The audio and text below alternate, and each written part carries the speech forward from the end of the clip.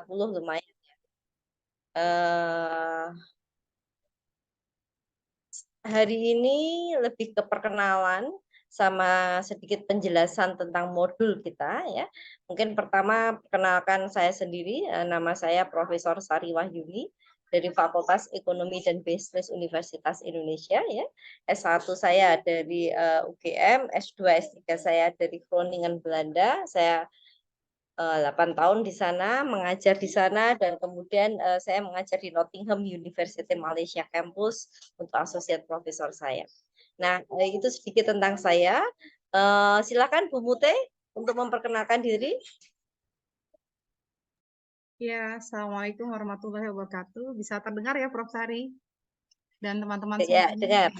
Makasih. Ya, selamat sore. Perkenalkan, saya Mutia Pramesti. Saya juga tim dari pengajar dari bisnis internasional.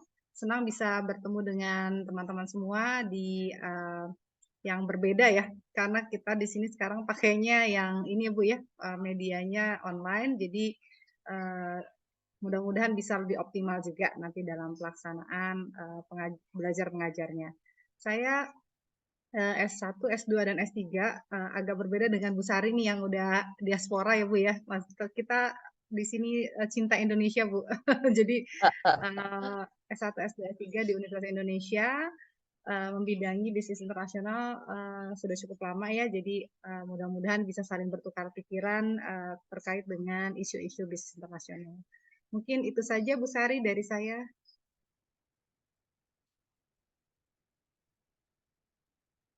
Mohon maaf masih di mute Bu.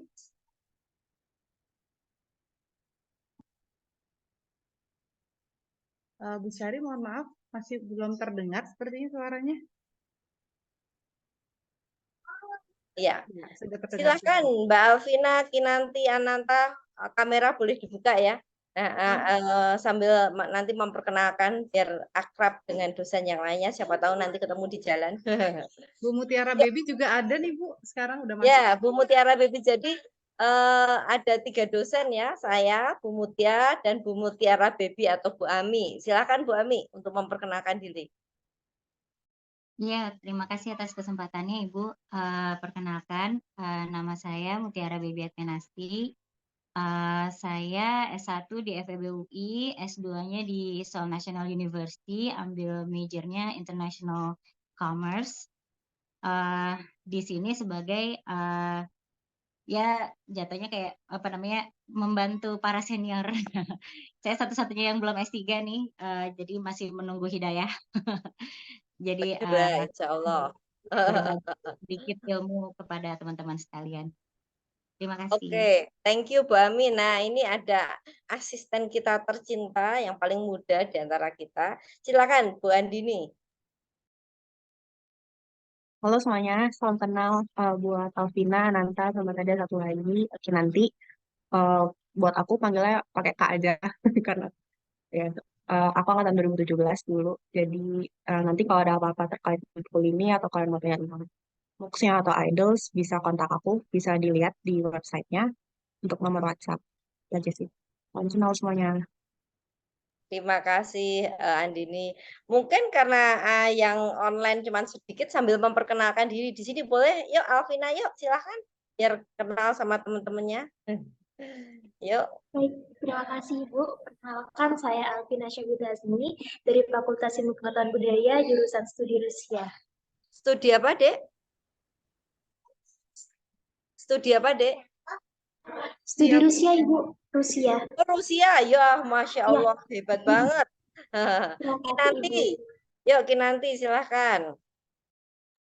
Baik Ibu. Assalamualaikum Ibu Sari, Ibu. Waalaikumsalam warahmatullahi wabarakatuh. Ya. Sebelumnya terima kasih udah mengizinkan kami untuk mengikuti kelas FEB juga dengan jurusan Studi Belanda. Kok putus-putus ya Kinanti? Aku nggak dengar. Kinanti dari mana ya? Ibu, Kinanti saya dari mana? UI ya? Ibu saya izin mematikan kamera terlebih dahulu ya. Ibu saya Iya, izin nggak apa-apa. mematikan kamera terlebih dahulu. Baik Ibu, saya izin mengulang. Saya Kinan dari Universitas Indonesia, jurusannya Studi Belanda. Ibu. Salam Sa? kenal Ibu, teman-teman. Dari Studi Belanda Ibu, Universitas Indonesia. Oh, ya. Harteligdang ya. Nanti Iya, benar. Salam kenal Ibu dan joining this teman-teman. group. Oke, excellent. Ananta, boleh silahkan memperkenalkan diri Ananta. Ya. Halo, selamat sore semuanya. Izin memperkenalkan diri. Nama saya Ananta Pratali Satya. Saya kebetulan gap year student yang ikuti MUKS UI ini. Apa? GB itu apa? Aku tidak kuliah dulu tahun ini, dilanjutkan tahun depan. Oke. Tapi enroll di Fakultas Ekonomi. Ya, Ekonomi. Fakultas Bisnis dan Manajemen, ya, ekonomi. Oh, di manajemen. Oke, kamu ngirit banget ya. Jadi di ini. Oke, saya mungkin perlu di-share ya Andini. Nganunya.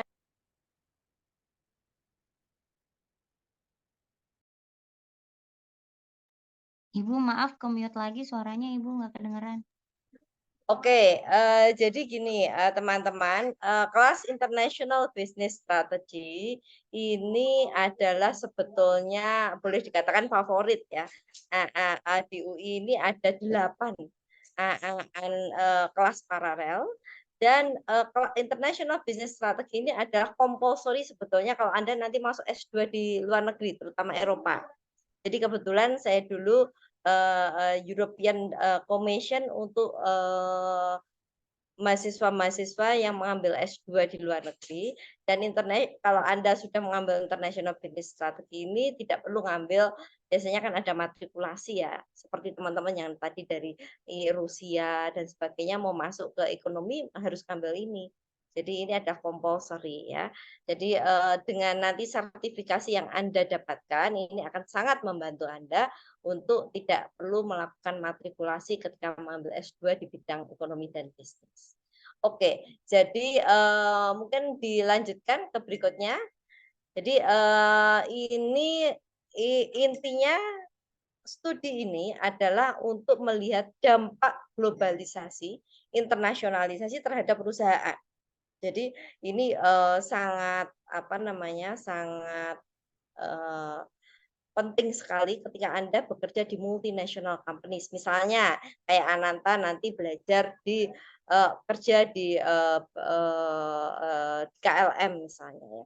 Di KLM kenapa Anda itu shining employee tapi tidak pernah menjadi dirutnya KLM. Karena memang strateginya berbeda. Jadi nanti kita akan belajar mengenai dampak globalisasi termasuk teori-teori yang mendukung globalisasi and the impact toward international business and most importantly adalah bagaimana perusahaan itu bersikap. Anda bisa bayangkan seperti Unilever, KLM dan sebagainya, they are all over the world. Kemudian bagaimana caranya mereka mengkontrol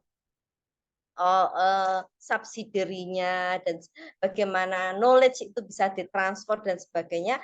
That is a core business of this study. Nah, saya hanya akan menjelaskan rule of the game. Nanti dampak globalisasi akan dijelaskan oleh Bu Mute dan Bu Ami. Intinya adalah ketika kita berbicara tentang ini subjek ini ya, nanti measurement-nya silahkan Anda belajar sendiri melihat video yang kami disampaikan. Kemudian setelah belajar nanti Anda akan ada kuis ya. Kuis ini Anda bisa bisa attempt sampai 3 kali. Jadi nggak apa-apa coba terus sampai nilainya yang tertinggi, nilai tertinggi yang akan kami ambil. Jadi penilaiannya dari mana? Pertama adalah kuis yang dilakukan setelah melihat video. Saya sarankan Anda baca bukunya juga, bukunya bagus banget ya.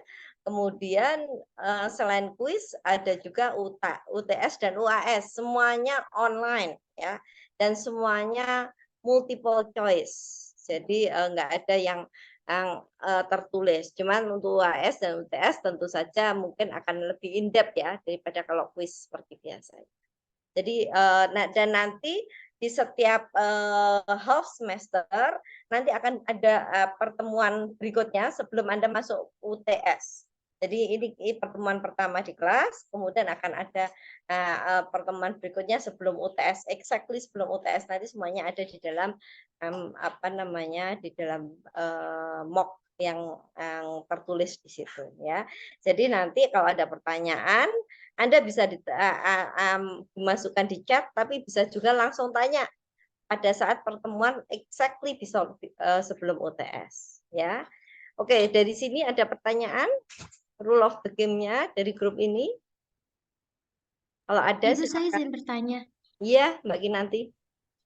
Kan kemarin saya udah coba nonton, Bu, Mm-mm. dan juga membaca buku, terus saja kuis. Tapi kuisnya nggak bisa dilihat, Bu, untuk hasilnya. Jadi saya belum attempt untuk percobaan yang kedua. Soalnya kemarin kuisnya nggak bisa dilihat nilainya, Bu. Oh, kuisnya nggak bisa dilihat gitu ya, Kinanti ya?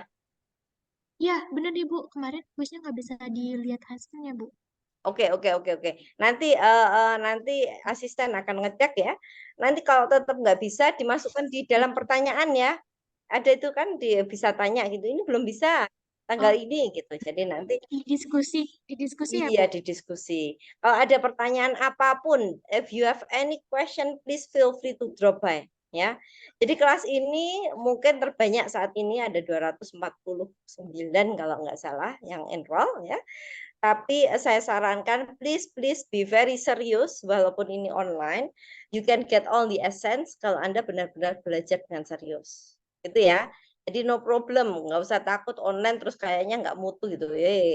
Pengajarnya sama. Sebagai informasi ya, saya mengajar di Groningen University dan Nottingham University, exactly bukunya sama. Ya, bukunya sama, PPT-nya juga sama dengan yang kami ajarkan di sini. Jadi exactly the same quality. Dosennya pun sama kan. Oke, jadi itu selintas tentang rule of the game. Jadi measurement ada 2, quiz sama UTS dan UAS ya. Yang nanti automatically akan keluar dan nanti akan ada sertifikat Anda akan muncul juga di dalam mock itu ya. Tinggal di-download. Oke, itu sekilas dari saya. Ada lagi pertanyaan mungkin dari teman-teman semua? Ibu Belum izin ada? bertanya lagi. Ya, Kinanti silahkan. Apakah kita ada grup WhatsApp, Ibu, atau hanya menggunakan forum website saja? Menggunakan mock aja ya. Di mock aja nanti Mbak Andini akan mengecek soalnya kalau WhatsApp nanti banyak banget ya. 250 orang gitu. Nanti kamu bingung, kasihan. Saya cuma membayangin kasihan teman-teman yang lainnya. Tapi di chat itu nggak apa-apa. Dan di chat itu kalau ada pertanyaan juga kita bisa, teman-teman yang lainnya juga belajar juga dari jawaban-jawaban dari Kak Andini. Ya, oke. Silakan Bu Mute untuk menjelaskan tentang globalisasi. Terima kasih, Ibu. Ya, thank you, Kinanti. Baik, terima kasih Prof. Sari Wahyuni yang sudah memberikan introduction ya, yang sungguh-sungguh mudah-mudahan bisa memberikan semangat ya untuk kita bersama, belajar bersama, dan bertukar pikiran sih ya kalau misalkan kita lagi ketemu begini ini ya. Mungkin teman-teman sekalian, ini kan cuma bertiga ya. Sebelum dimulai mungkin teman-teman sekalian bisa boleh dong ya kira-kira dalam top of mind teman-teman sekalian gitu ya, yang dinamakan dengan multinational company itu contohnya apa saja sih yang teman-teman tahu ya, kira-kira boleh nggak di-mention one by one gitu, langsung unmute aja kali ya, silakan. Dari Ananta mungkin bisa dimulai, mungkin bisa menyebutkan ya dari yang diketahui gitu ya so far dari observasi atau mungkin juga sebagai consumer sebuah produk tertentu, mungkin bisa di-mention nggak apa sih contoh-contoh perusahaan multinasional yang ada di sekeliling kita? Oke, di sini ayo jangan malu-malu. Terdengar nggak suara saya? Terdengar, Ibu. Ibu, saya izin menjawab. Boleh dong, Boleh. silakan. Oke. Kalau sepemahaman saya, perusahaan multinasional itu perusahaan yang membuka anak cabang di berbagai negara gitu, Ibu. Jadi mereka nggak cuma berusaha di satu negara aja. Misalnya mereka berusaha di Indonesia dan negara-negara lainnya itu disebut dengan perusahaan multinasional. Dan menurut saya ada beberapa contoh multinasional mungkin kayak Unilever mungkin Ibu masuk. Unilever Kemudian ada ya, Nestle, ada oke, Indofood, ada Indofood Semen ya. Indonesia, ada Microsoft juga saya lihat sekarang mereka punya 4 cabang, terus ada Google juga Ibu. Oke, nanti kayaknya ini udah 1 pekan udah bisa menjawab semua pertanyaannya nih kayaknya ya kalau dilihat dari pembawaannya ya udah siap banget nih ya untuk mempelajari topik-topik berikutnya ya. Jadi multinational company adalah betul ya bahwa perusahaan yang memang beroperasi lebih dari satu negara. Terima kasih ya udah menyebutkan cukup banyak juga nih ya brand name-nya gitu ya. Kalau yang lain mungkin boleh disebutkan Ananta atau satu lagi Alfiani ya? Alvina Ibu. Alvina, oke. Kalau Baik, ya silakan. Ibu. Izin menambahkan, jadi ada McDonald, terus ada juga Jean Levi's, ada Canon, terus ada Oreo, terus ada produk dari komputer kayak Acer, terus BMW, seperti itu Ibu. Oke, sangat dekat sekali sama kita ya, Alvina ya. Bagaimana Betul sih Bu. kita McDonald tempat kita nongkrong, nyari wifi gitu ya, Alvina ya. Kemudian Iya, mungkin seperti itu, Nestle Bu. tadi yang disebutkan sama Inan, jadi our daily product gitu ya, kita beli gitu ya. Jadi dekat banget gitu ya yang namanya multinational business itu dengan diri kita gitu ya. Mungkin Ananta boleh nambahin biar adil nih, gender balance ya. Iya, Ibu. Mungkin sedikit tambahan dari saya, contoh perusahaan multinasional itu mungkin ada seperti Garuda Indonesia, mungkin yang untuk di bidang kendaraan, transportasi, untuk di bidang teknologi mungkin ada seperti Samsung, Ya, Asus, Samsung betul. dan Apple. Apple, ya betul. Samsung dan Apple, ya betul, dia memang beroperasi lebih dari satu negara ya. Kemudian produknya juga sudah tersebar di seluruh negara, bahkan di yang paling dekat dengan kita, di tangan kita ya selalu ada handphone Samsung, Apple gitu ya. Oke, bagus sekali ya. Berarti teman-teman semua ini udah memiliki starting yang sama lah dengan apa yang akan kita sampaikan ya pada hari ini gitu ya mengenai multinational company. Ya, mungkin boleh dilanjut Mbak Andini ya, kita jadi akan mempelajari mengenai multinational business dan teman-teman sekalian mungkin kita bisa melihat multinational business itu sebenarnya tujuannya buat apa sih ya?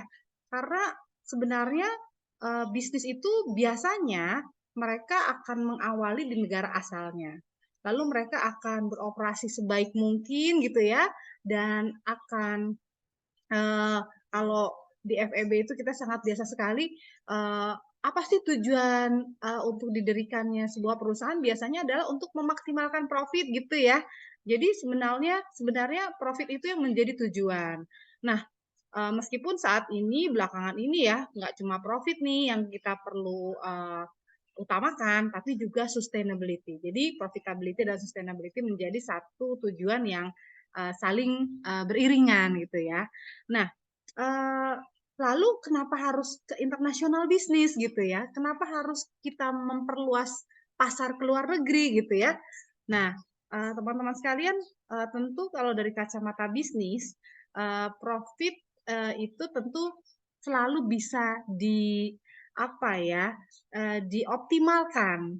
Ketika misalnya boleh jadi pasar di sebuah negara itu sudah cukup saturated ya atau sudah cukup optimal gitu ya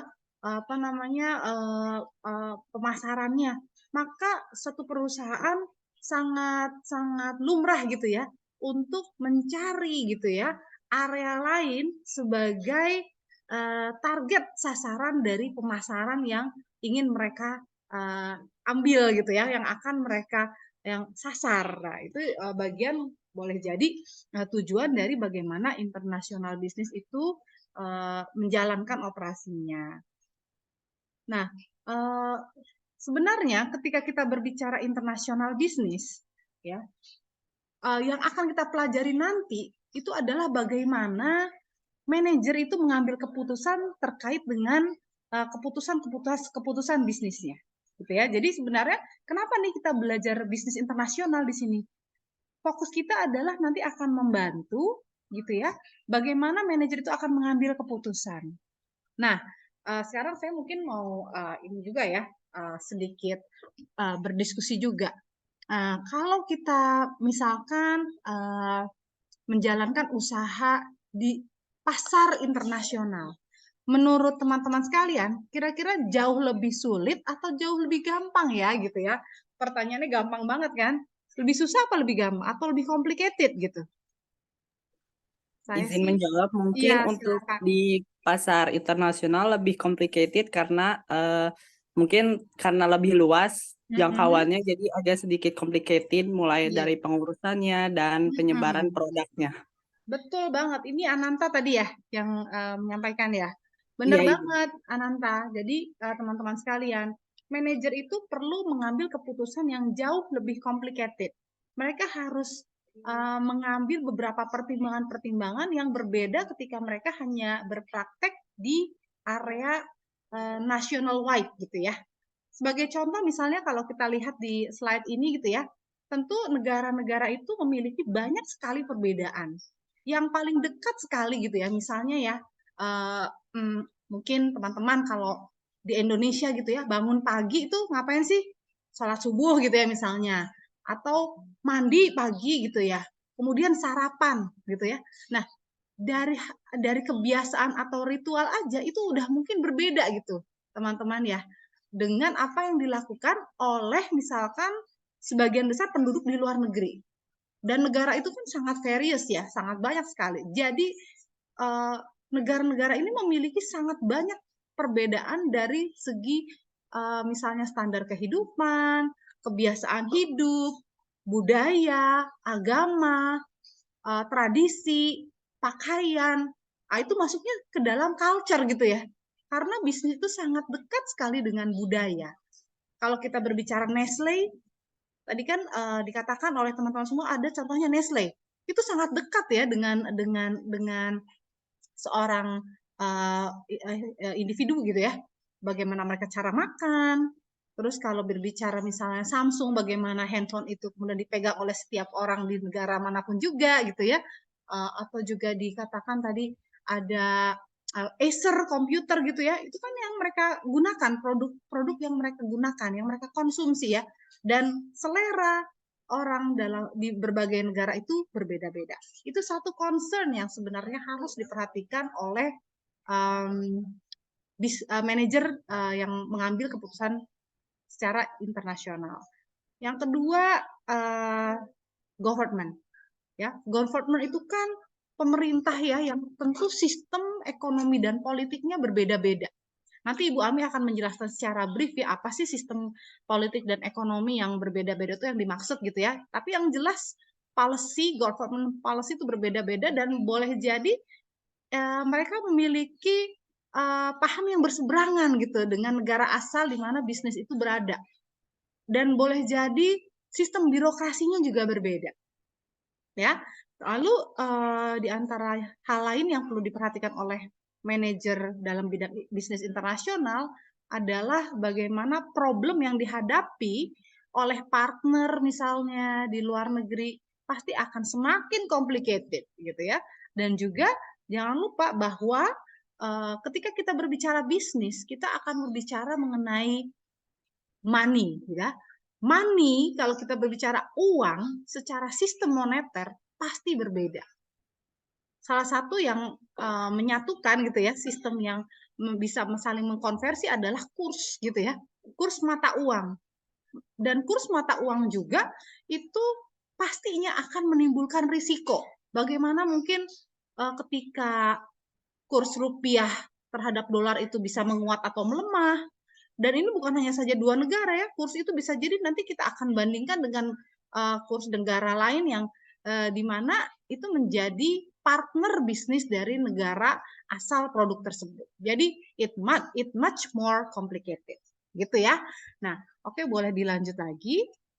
Nah, jadi kita itu pendahuluan saja ya mengenai apa namanya bisnis internasional, bagaimana sebagai manajer itu sangat penting sekali perannya di dalam bisnis internasional gitu ya. Dan tentunya kalau kita misalkan berbicara mengenai bisnis internasional, khususnya motivasi dari seorang pelaku bisnis untuk ekspansi ke pasar global, pertama adalah market untuk memperluas pasar, atau yang kedua adalah untuk mencari lokasi produksi yang lebih efisien, sehingga pada akhirnya profitabilitas akan meningkat, efisiensi juga meningkat, dan yang terpenting juga seiring berjalan sustainability juga akan semakin long run, ya. Itu demikian dari saya singkatnya ya untuk pembuka aja, dan saya akan serahkan selanjutnya kepada Ibu Ami. Silahkan Bu Ami. Ya, terima kasih Bu Mutia atas kesempatannya. Suara saya Pak sudah terdengar jelas? Udah terdengar banget Bu Ami. Terima Bagus. kasih. Oke Mbak Andini boleh di next. Ya jadi seperti tadi ya introduction dari Bu Mutia ya.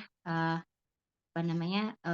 Jadi nanti untuk paruh semester pertama itu kalian akan banyak mempelajari tentang apa ya kayak ground dari bisnis internasional itu sendiri gitu ya. Jadi kita akan mempelajari tentang apa namanya globalisasi, apa namanya kenapa globalisasi yang pertama kali dibahas gitu ya? Karena itu adalah pencetus pertama bisnis internasional. Karena awalnya itu zaman dulunya itu bisnis itu hanya lokal gitu ya. Awalnya orang kan hanya barter, tukeran, terus begitu mulai pakai uang, terus mereka menggunakan uang untuk sebagai alat tukar. Dan yang tadinya hanya lokal doang, misalnya cuma di pasar lokal doang, lama-lama antar kota, lama-lama antar provinsi. Nah, kemudian dengan adanya globalisasi itu, maka orang mulailah berbisnis melintasi batas negaranya gitu ya. Nah, sebelum UTS ini kita akan belajar itu semuanya yang apa namanya kita belum masuk ke strategi perusahaannya gitu, tapi kita belajar tentang apa ya groundnya dulu gitu ya. Jadi apa aja sih yang ada di dunia ini yang perlu dipertimbangkan oleh seorang pengusaha, oleh seorang apa namanya manajer perusahaan internasional ketika dia akan masuk ke dalam sebuah pasar baru gitu ya.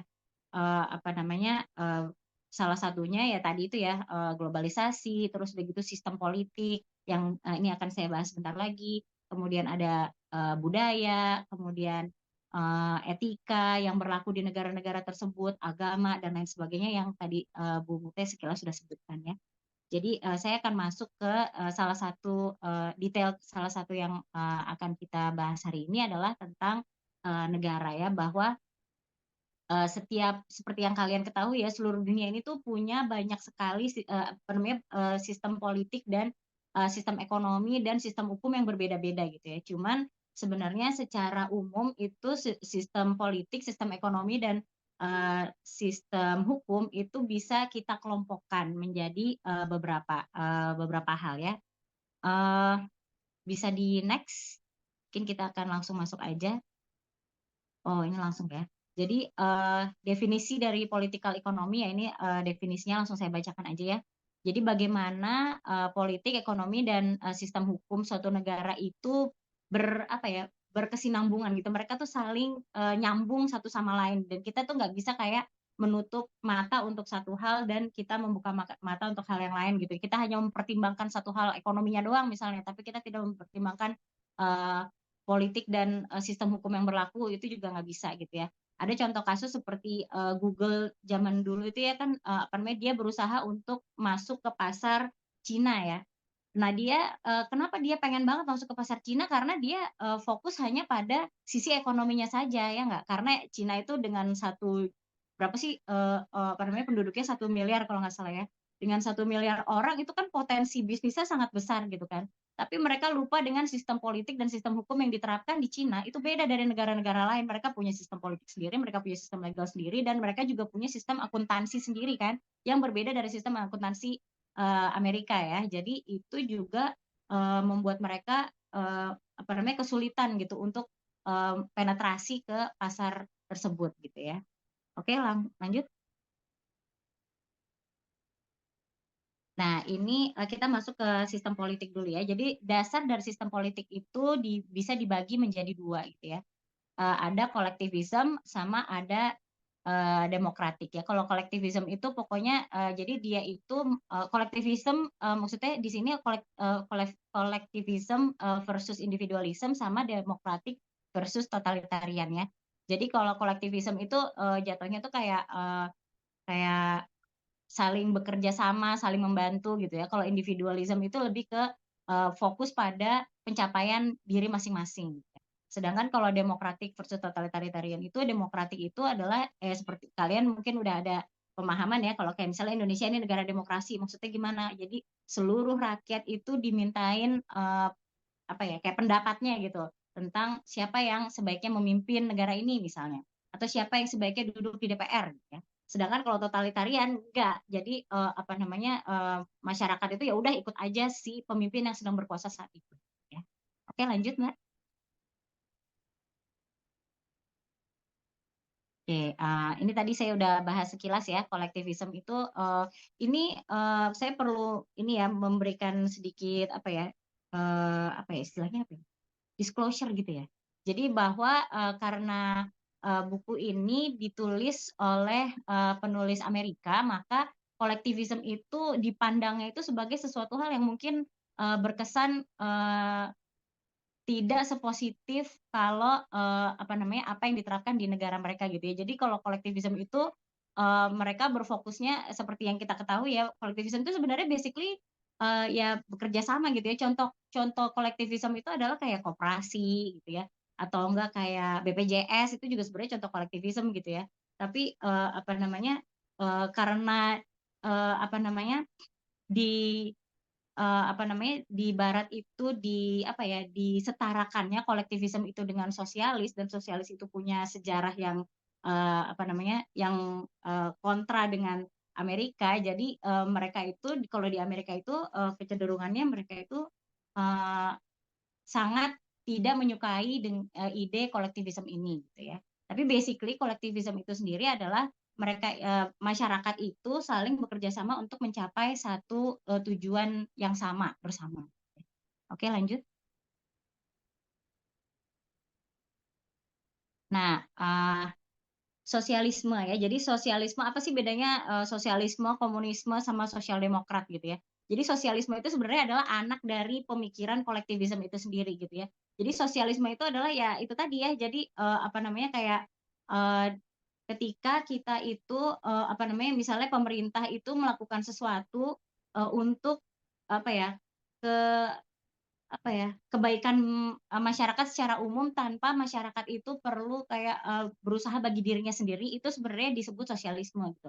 Contoh produk sosialisme itu sebenarnya adalah seperti BPJS itu adalah contoh contoh produk dari sosialisme. Jadi sebenarnya itu sesuatu yang baik gitu ya. Cuman uh, apa namanya uh, ya seperti yang kita tahu ya, kalau misalnya di Amerika itu uh, apa namanya pemikiran-pemikiran sosialisme ini kurang disukai gitu ya. Tapi nanti kalian bisa mempelajari lebih dalam dengan membaca materi dan lihat dari video yang kami buat ya. Oke, lanjut Mbak. Ya, sekilas tentang individualisme ya. Jadi bisa kalian baca ya, intinya individualisme itu adalah fokus pada pencapaian dirinya sendiri. Ya. Karena kita baru perkenalan, saya nggak berani terlalu dalam kali ya. Kalian bisa mempelajari lagi lebih dalam gitu ya. Nanti kalau ada pertanyaan bisa setelah sesi ini mungkin ada tanya jawab sedikit kali ya. Oke, lanjut. Oke, nah kalau demokrasi ya itu tadi ya, dia sebenarnya didasarkan pada pemikiran individualisme, tapi mereka itu diminta, jadi masing-masing citizen, masing-masing warga itu diminta untuk membuat keputusan yang nanti keputusannya kemudian dihitung bersama gitu ya. Uh, Oke, bisa lanjut kali ya, bisa lanjut. Ya, sedangkan totalitarianisme itu adalah sebaliknya dari demokratisme ya, demokrasi ya. Jadi dia itu dipegang oleh satu orang yang emang punya kekuasaan dan kekuatan utamanya biasanya sih pastinya itu harus didukung oleh kekuatan militer gitu ya. Oke, lanjut. Ya, itu tadi sistem politik ya. Jadi sistem politik seperti yang kalian udah pelajarin itu ada put it simply ada dua gitu ya, demokratis sama totalitarianism gitu ya. Sedangkan kalau economic system itu kita bagi menjadi tiga. Yang pertama market economies, command economy, sama mixed economy. Kalau market economy itu basically ya pokoknya apa namanya pasar itu tidak diatur oleh pemerintah sama sekali gitu ya. Jadi benar-benar permintaan dan penawaran itu benar-benar sesuai dengan ya udah kebutuhan masyarakat aja. Siapa butuh barang, siapa punya barang, saling nego, saling setuju, ya udah selesai gitu. Kalau command ekonomis itu semua ditentukan oleh pemerintah gitu ya. Sedangkan kalau mix ekonomis itu campuran gitu ya. Ada apa namanya pemerintah ada ikut campurnya, tapi dia tidak ikut campur sebanyak kalau command ekonomis. Ya. Oke, lanjut.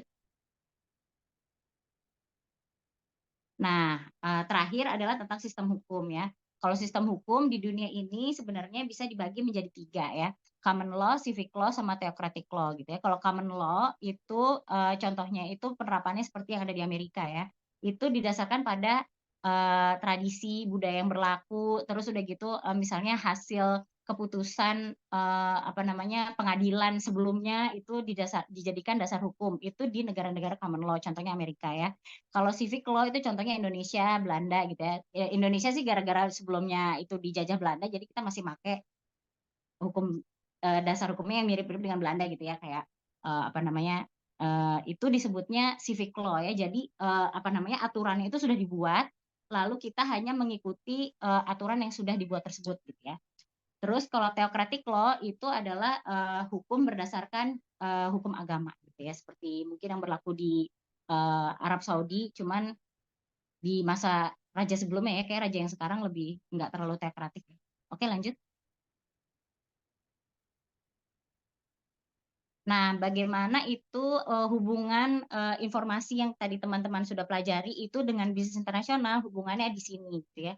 Hubungannya ada pada kalau kita bekerja sama atau berbisnis dengan negara-negara yang memiliki perbedaan sistem hukum dengan negara kita gitu ya. Itu lalu di ininya gimana? Bagaimana kita bisa saling bersepakat gitu ya. Nah, itu menggunakan ini ya, apa namanya, jadi kontrak law-nya itu didasarkan, jadi kita nggak bisa dong, misalnya saya orang Indonesia pakai civic law, terus mau berbisnis sama orang Amerika pakai common law. Terus kalau kita lagi berantem, kita pakainya yang mana gitu. Nah, yang dipakai untuk sebagai penengah itu adalah uh, ini ya, yang dikeluarkan oleh United Nations Convention on Contract for International Sale of Goods ya. Jadi ada apa namanya set of law tersendiri yang mengatur perdagangan internasional, itu dikeluarkan oleh PBB ya, United Nations ya. Oke, lanjut.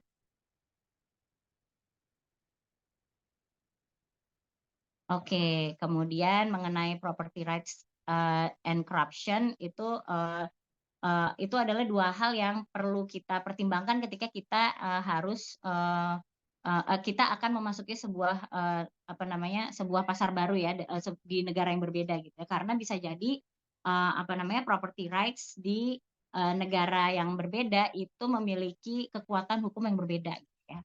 Sedangkan kalau korupsi ya kembali ya apa namanya tidak semua negara itu kemudian buruk, tidak semua negara itu kemudian baik gitu. Jadi apa namanya kita tetap harus apa namanya berusaha untuk berbisnis sesuai aturan di negara tersebut sebaik mungkin. Ya.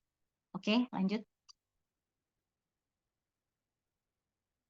Ya, ini saya hanya memberikan contoh ini ya corruption. Tapi ini perlu saya tekankan bahwa ini adalah corruption perception index ya. Jadi ini adalah indeks persepsi korupsi di negara tersebut ya. Jadi belum tentu yang merah itu beneran merah gitu ya. Dan belum tentu yang biru itu terus kemudian suci dari korupsi, itu belum tentu. Itu karena itu hanya apa namanya karena korupsi itu kan sesuatu yang diumpetin gitu ya. Kita nggak bisa meranking sebenarnya gitu ya. Kita hanya bisa menilai berdasarkan persepsi orang-orang yang kita tanya, orang yang kita survei gitu ya. Makanya ini disebutnya corruption perception index. Ini tidak bisa jadi dasar, cuman ini bisa jadi apa ya kayak proxy gitu loh, gambaran gitu ya. Oke, lanjut. Oke, kemudian ada yang namanya intellectual property ya. Intellectual property itu jenisnya ada tiga, patent, copyright, sama trademark. Dan apa namanya ini kalian cukup tahu perbedaan tiganya ya. Jadi kalau patent itu adalah exclusive right for a defined period to manufacture, use, or sale of that invention ya. Contohnya kayak obat itu pakainya paten gitu ya. Kalau copyright itu contohnya yang pakai copyright itu biasanya lagu gitu ya, atau enggak apa ya, film gitu kayak ya. Kalau trademarks itu biasanya pada desain ya. Oke, lanjut. Ya, nah intellectual property itu juga sebenarnya ingin diprotek ya oleh penciptanya gitu ya. Nah, sebenarnya ada apa ya, institusi yang dibuat untuk melindungi property rights ya, yaitu World Intellectual Property Organization sama Paris Convention for Protection of Industrial Property. Nah, WIPO ini sebenarnya diharapkan itu bisa jadi kayak WTO gitu ya. WTO itu adalah World Trade Organization ya. Nanti kalian akan pelajarin di chapter 1 apa namanya, pengenalan tentang organisasi internasional. Nah, tapi di WIPO ini kelemahannya dia tidak bisa memberikan hukuman pada negara-negara yang melanggar, berbeda dengan WTO ya. WTO itu bisa ngegetok gitu negara yang melanggar. Sehingga WTO ditakutin dan WIPO ini bisa dibilang nggak dipeduliin gitu ya. Jadi bisa dibilang untuk saat ini intellectual property protection itu masih minim ya. Oke, lanjut. Nah, terus karena masih minim, lalu apa yang bisa kita lakukan nih kalau kita punya intellectual property yang ingin kita lindungi gitu ya? Yang pertama adalah kita nggak usah masuk ke negara yang emang intellectual property law-nya itu minim gitu ya. Atau kita menuntut ya, seperti kasusnya Apple lawan Samsung tahun 2012-an dulu itu, atau ya kita melobi pemerintah untuk apa namanya, supaya mereka lebih bisa meningkatkan penerapan hukum perlindungan atas hak kekayaan intelektual di negara tersebut. Cuman ini masih jauh banget gitu ya.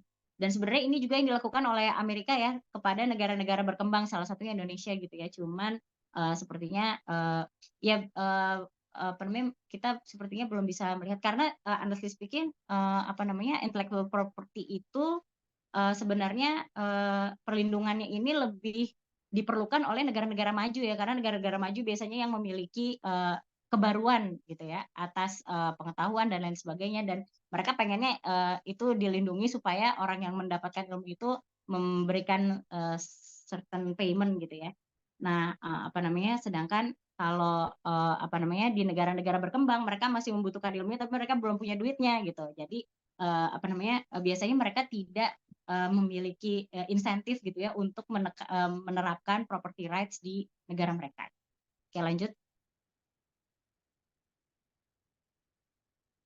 Nah, ini adalah standar apa namanya, keselamatan produk ya. Kalau di Indonesia itu adalah SNI ya. Ini di seluruh dunia harus punya gitu ya. Biasanya di masing-masing negara mereka punya masing-masing. Oke, lanjut. Nah, ini menentukan bentar ya. Menentukan apa namanya? Apa ya? Tingkat ke apa namanya, perkembangan suatu negara itu bisa dilihat dari GNI atau PPP-nya gitu ya. Eh, apa namanya, eh, mungkin untuk lebih dalam kalian bisa membaca bukunya aja ya, karena ini apa namanya, lumayan teknis. Jadi bisa saya skip aja. Ya, lanjut. Ini bagian saya kebetulan banyak banget ya. Oke, Bu Ami, mungkin bisa ini aja brief aja Bu. Memang ini cuma teaser aja ceritanya. oh gitu. Iya, makanya kok teaser disediainnya banyak banget PPT-nya. Di Oke, slide aja Bu. Slide gitu, aja bukan Bu. teaser, lebih ke sedikit lebih dalam. Ya, mungkin kalau ini detailnya bisa kalian baca sendiri aja ya. Kayak misalnya ini itu adalah apa namanya, sebenarnya tambahan informasi aja bahwa ada negara-negara yang tidak menggunakan GNI maupun PPP, tapi mereka menggunakan HDI gitu ya. Oke, HDI itu apa? Ini bisa kalian baca ya. Oke, lanjut. Lanjut lagi. Nah, ini perbandingan GDP. Nah, ini political economy dan economic progression. Nah, ini urutan biasanya orang itu apa namanya? Bukan orang, negara itu berkembang ya menurut buku ini ya. Oke, lanjut.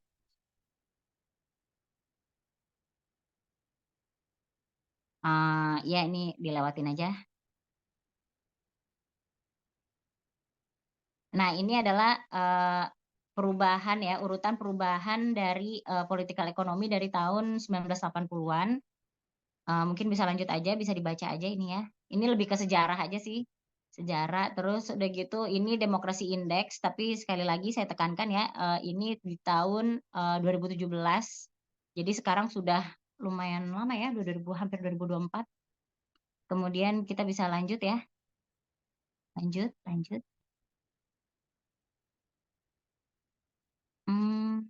Ini apa namanya juga berdasarkan persepsi ya, analisisnya berdasarkan persepsi ya, seberapa bebaskah suatu negara gitu ya. Tapi ini menurut sudut pandang Amerika ya.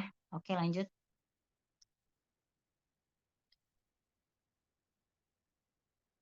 Oke, ini adalah apa namanya transformasi ekonomi dari yang tadinya misalnya totalitarian atau yang tadinya komunis itu bagaimana supaya mereka bisa jadi kapitalis atau jadi market ekonomi gitu ya.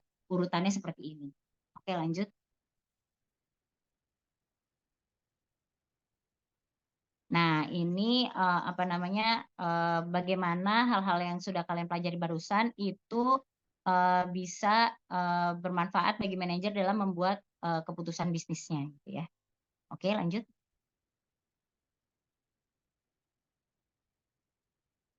Ya, ini adalah resiko-resikonya ya. Jadi apa namanya? Apa yang perlu dipertimbangkan. Jadi ini sangat makro ya, politik, ekonomi, legal itu sangat makro bagi perusahaan. Jadi nggak secara langsung mempengaruhi, tapi dia somehow pasti mempengaruhi gitu ya. Seperti inflasi itu somehow pasti mempengaruhi kemampuan perusahaan dalam berbisnis. Kalau politik di negara tersebut tidak stabil, perusahaan itu biasanya tidak akan berani untuk masuk gitu ya. Makanya biasanya kalau di tahun-tahun apa namanya pemilu itu perusahaan-perusahaan itu akan menahan diri dari berinvestasi di negara-negara yang akan pemilu gitu ya. Jadi tahun 2024 ini karena tahun pemilu di Indonesia, nah kalian bisa lihat itu biasanya investasi itu akan ngerem dikit gitu karena mereka masih wait and see gitu ya. Karena political risk di tahun pemilu itu sangat tinggi gitu ya. Oke, lanjut.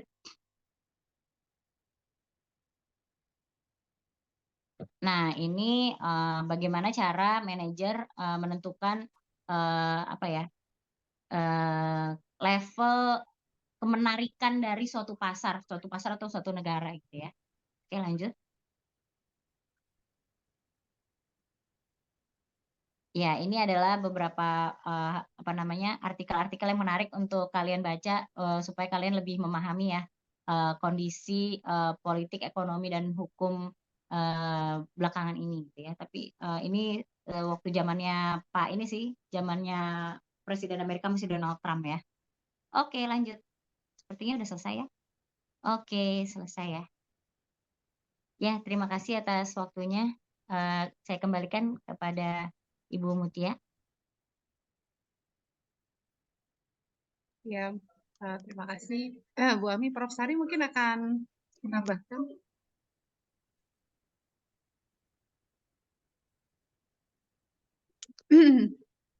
Mbak Andini, Sudah ya, Mbak iya, Ami. Prof. Sari, Andini, mungkin Mbak Andini, Kak Andini mau menyampaikan teknis ini Bu, apa namanya terkait ya dengan Andini, pengumuman di close aja Andini. Halo? Oke. Mungkin ada Ya, pengumuman Andini? Kan? terkait teknis pembelajarannya ya Bu ya. Hmm. Jadi buat teman-teman, ini kan kita pakai platform yang dari Idol sini ya. Mungkin aku sambil share screen deh. Bentar, aku pindah ke mana.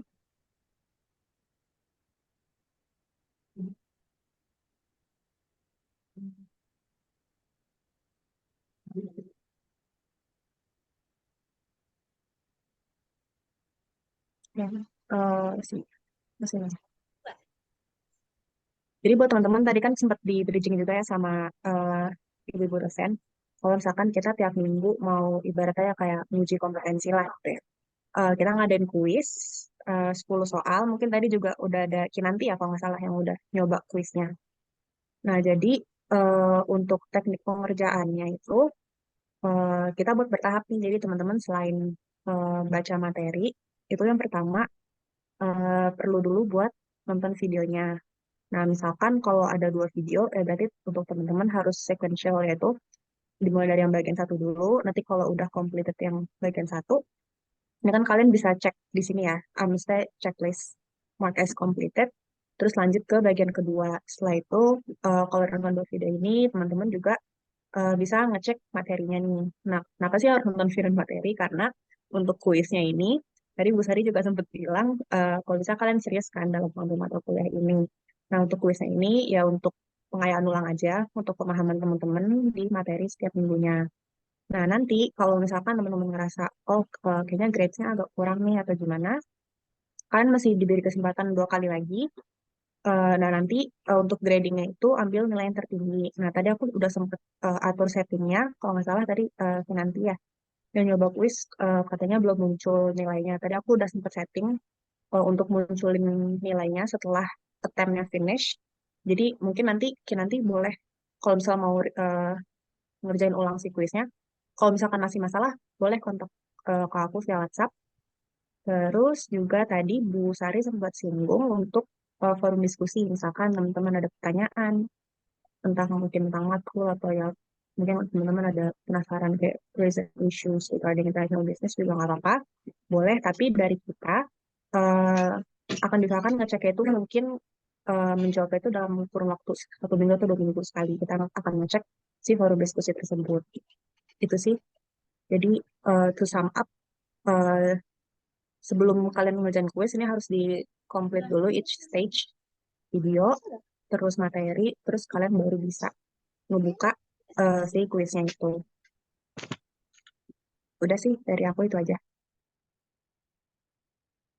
Ada pertanyaan teman-teman sebelum kita tutup? Teman-teman mungkin ada pertanyaan rule of the game. Jadi ini intinya adalah oh ya, kelas ini harus selesai di awal Februari ya. Minggu pertama nanti akan ada tulisannya kapan terakhir harus UAS harus sudah disubmit ya. Jadi kalaupun Anda punya waktu misalnya Desember setelah ujian kalian, kemudian Januari ngebut nyelesain boleh, sebulan diselesain. Yang penting selesai sehingga bisa mendapatkan sertifikat dari kami ya. Mungkin terakhir kita perlu foto ya.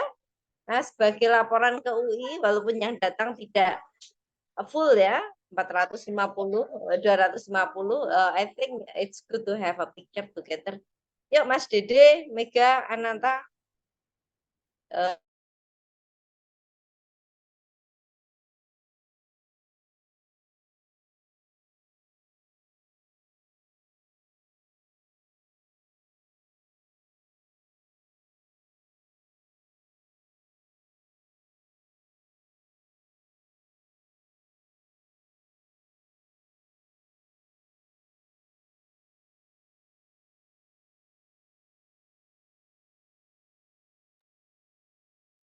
Mau aku yang capture kah?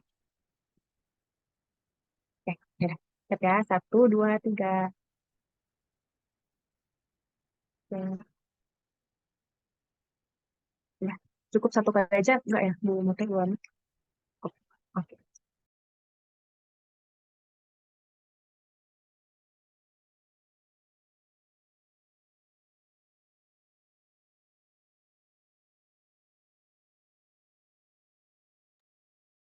Untuk Bu Mote sama Bu Ami, ada tambahan lagi mungkin? Kalau dari saya sudah Bu Sari. Nanti untuk apa namanya rekaman ini akan dipost juga Bu nanti di apa namanya Zoom. Jadi mungkin yang tidak hadir bisa menyimak juga. Dari saya rasa cukup. Terima kasih Mbak Andini. Oke. Ya, berarti sesi kali ini bisa ditutup. Makasih untuk sama tadi Bu Sari, Bu Mote, Bu Ami, Bu Hadi, atau juga teman-teman tadi sempat ada nanti, terus Alvina, terus Ananta, ini ada juga Dede dan Mengga. Mungkin sekian untuk sesi 1 ditutup. Wassalamualaikum warahmatullahi wabarakatuh. Waalaikumsalam warahmatullahi wabarakatuh. Waalaikumsalam warahmatullahi wabarakatuh.